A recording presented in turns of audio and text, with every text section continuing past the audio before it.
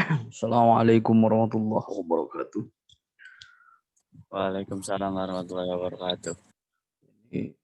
Minggu tanggal 16 November, hari Senin. Mari kita mulai. Kita mulai jam 11 karena tadi ada beberapa kelas yang harus saya buka. Ya kan, ini kelas yang ketiga kalinya. Mari kita mulai saja untuk berbicara materi matematika pada pertemuan hari ini, hari Senin, tanggal 16 November. Kalau kita kemarin sudah berbicara probabilitas, saya sudah cukupkan sampai di situ untuk berbicara probabilitas sampai hukum perkalian. Selanjutnya kita beralih pada pembahasan statistik. Jadi saya ingin berbicara tentang statistik. Nah, oke,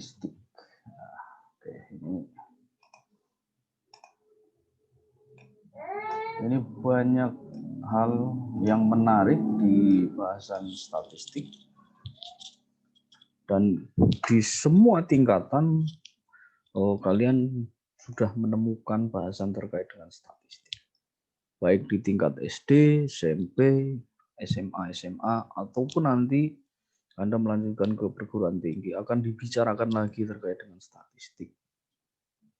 Apalagi sekarang harapan dari Kemendikbud sendiri, Pak Menteri berharap kemampuan untuk membaca data itu mutlak harus dikuasai bagi semua siswa. Kenapa? Karena pada dasarnya kita selalu dihadapkan pada angka-angka, baik dalam bentuk menggambarkan kondisi suatu keadaan, bisa menggambarkan kondisi suatu keadaan yang dinamakan data. Gitu, data.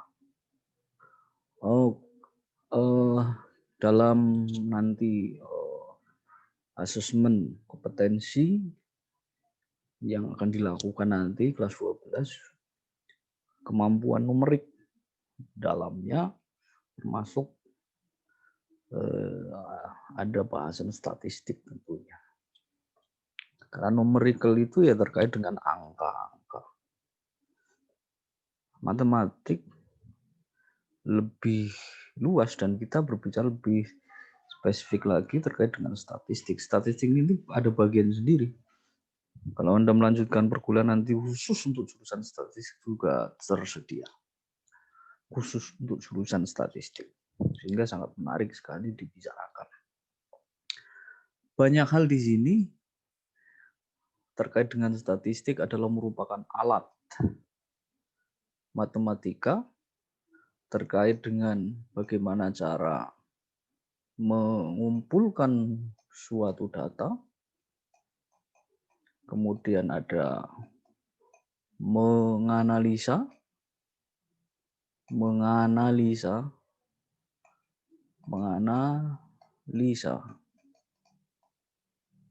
dan nanti ada menyimpulkan data. Dalam proses pengumpulannya, ini saya tidak berbicara secara spesifik karena banyak hal dalam proses pengumpulan data, dalam proses penyajian. Nah, ini nanti saya langsung singkat ke penyajiannya.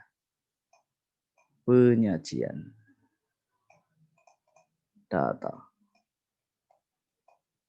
Nah, dalam proses menganalisa kita nanti juga banyak hal.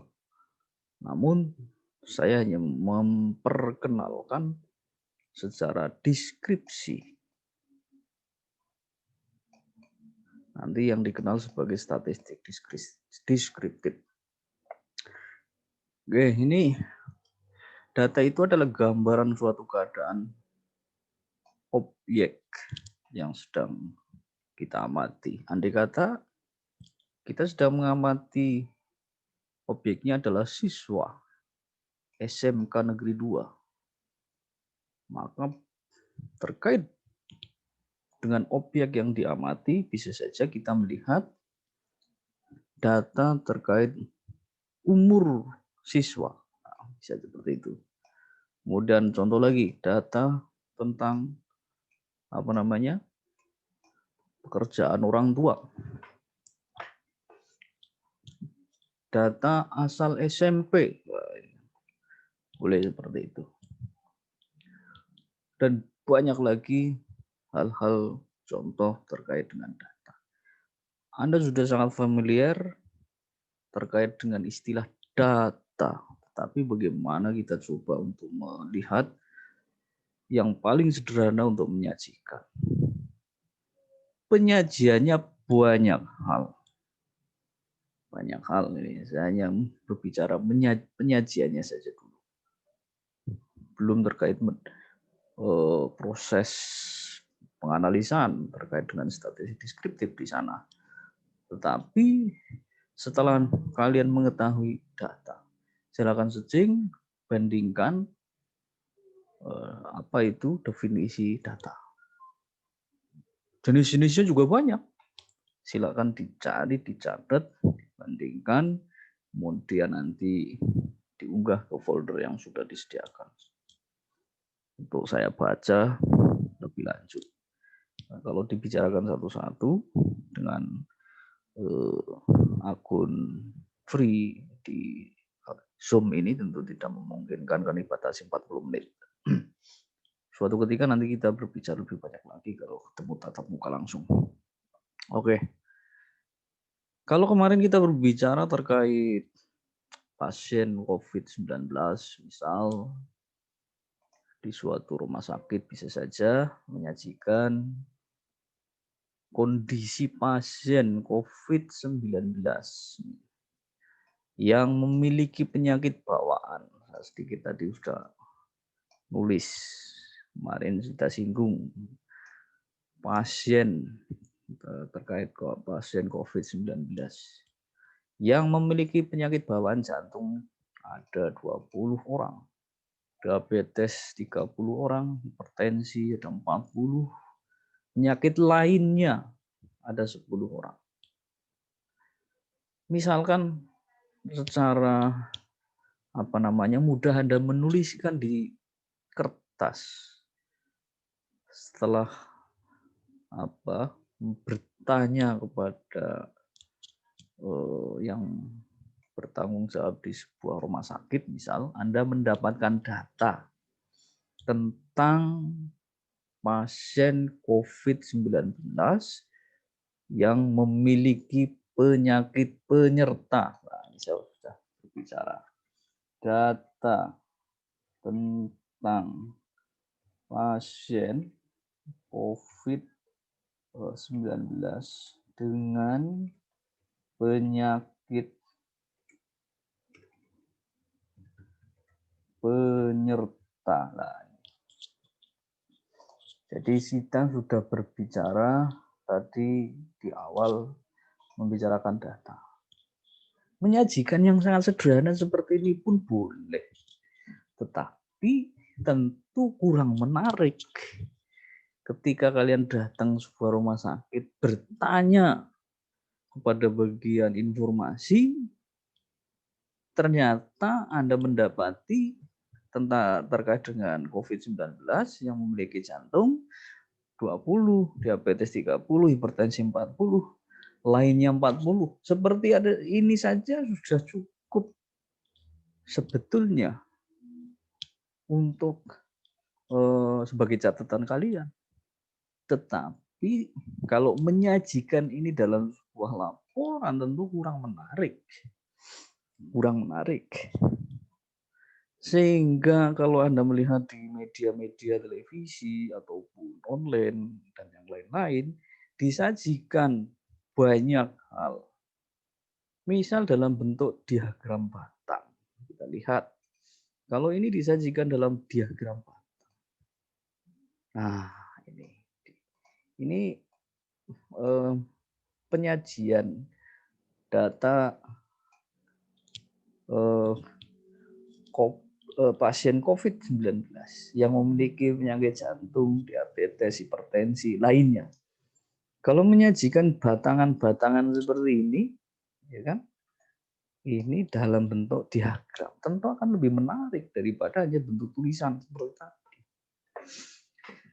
Sehingga kalaupun secara manual kalian menuliskan di dalam kertas, boleh saja. Tetapi sekarang sudah didukung adanya aplikasi di komputer, misal menggunakan Microsoft Excel ini. Ya kan? Ini salah satu bentuk menyajikan data dengan diagram batang. Satu, jenisnya juga banyak. Apalagi yang dalam diagram batang yang bisa disajikan, misalkan ini termasuk juga diagram batang. Nah, ini diagram batang. Ini termasuk bentuk menyajikan. Kalau menyajikannya dalam bentuk gambar, diagram seperti ini tentu akan lebih menarik untuk dibaca. Itu. Yang lain dalam bentuk diagram garis.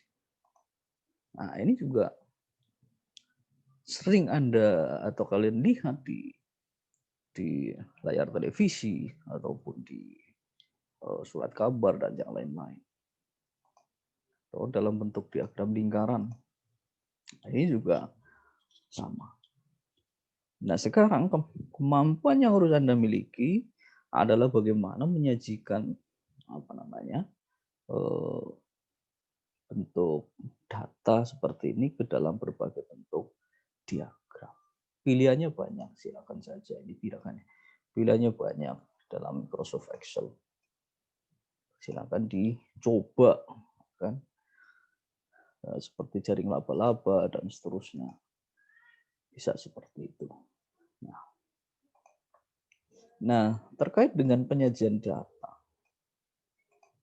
ya, terkait dengan penyajian data yang berwarna merah ini menunjukkan hipertensi, berwarna hijau merah diabetes, hijau hipertensi, ungu lainnya, biru jantung.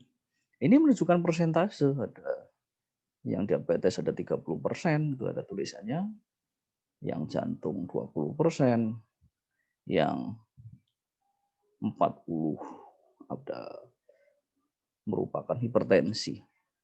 Nah, sekarang kalian perlu tahu persentase ini, nilai persentase itu dari mana?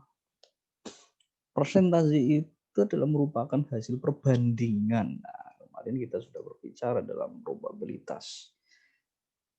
Jumlah seluruhnya ini tentu ada 100. Nah, ini total pasien itu ada 100. Total pasien ada 100 pasien. Persentase ini merupakan perbandingan dari setiap yang memiliki penyakit bawaan terhadap keseluruhan. Sehingga bisa saja membandingkan jantung itu 20% dari mana? 20 dibanding 100. Ya, kalau dibuat persentase ya jadi 20%. Dan yang lain dan seterusnya. Ya. Oke. 30 dibanding 100. Ya kan? Ini 40 dibanding 100. Nah, ini berapa? 10 dibanding 100. Jumlah semuanya ada 100%. Yang jelas Anda harus tahu persentase itu perhitungannya dari mana. Kalau menggunakan aplikasi seperti ini, Microsoft Excel sudah jelas. Mudah untuk dibaca, tetapi secara teori kalian harus tahu persentasenya ini dari mana.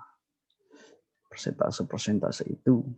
Ya kan? Setiap ini dibanding 100 kali 100%.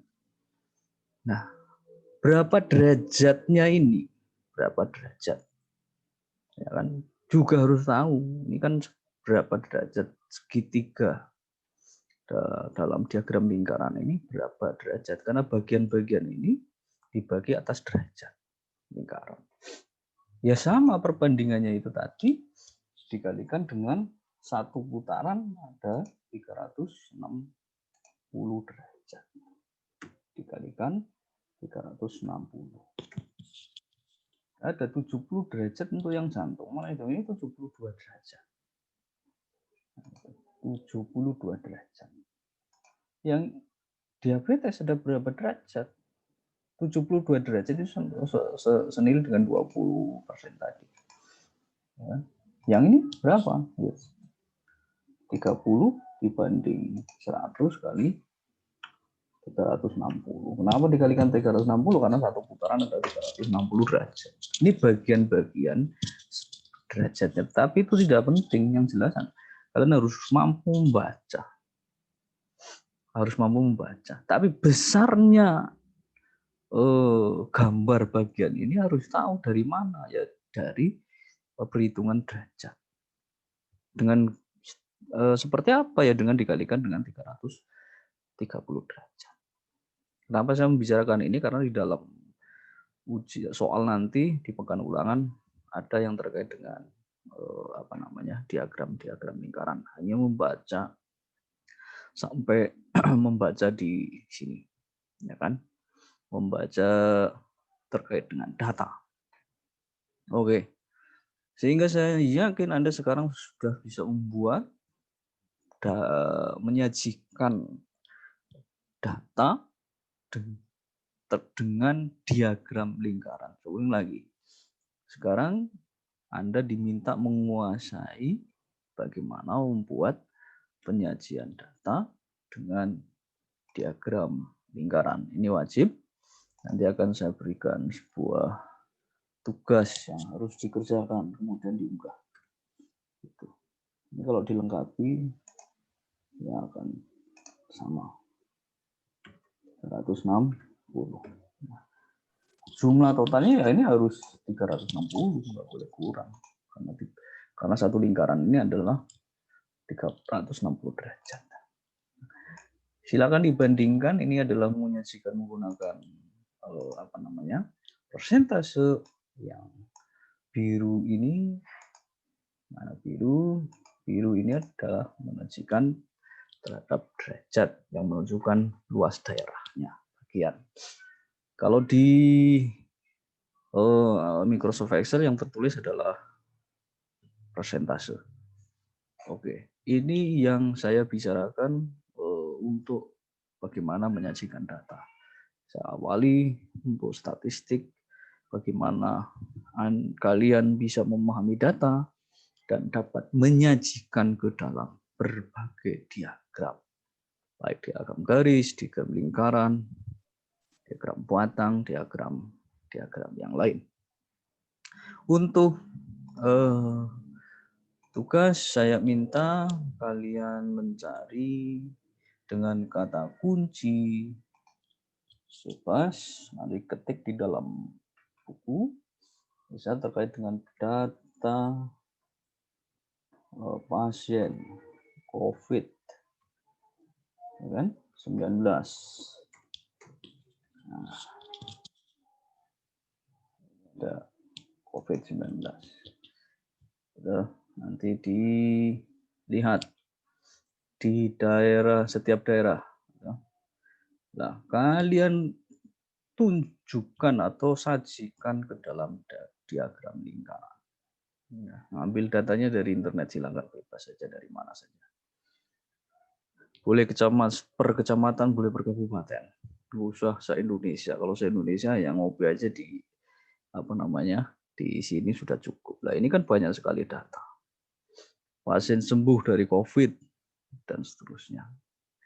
Nah, positif dan seterusnya. Nah, saya minta Anda ngambil data dari sini terkait data sembuh boleh, data yang meninggal boleh, dari setiap wilayah, kemudian sajikan ke dalam diagram lingkaran.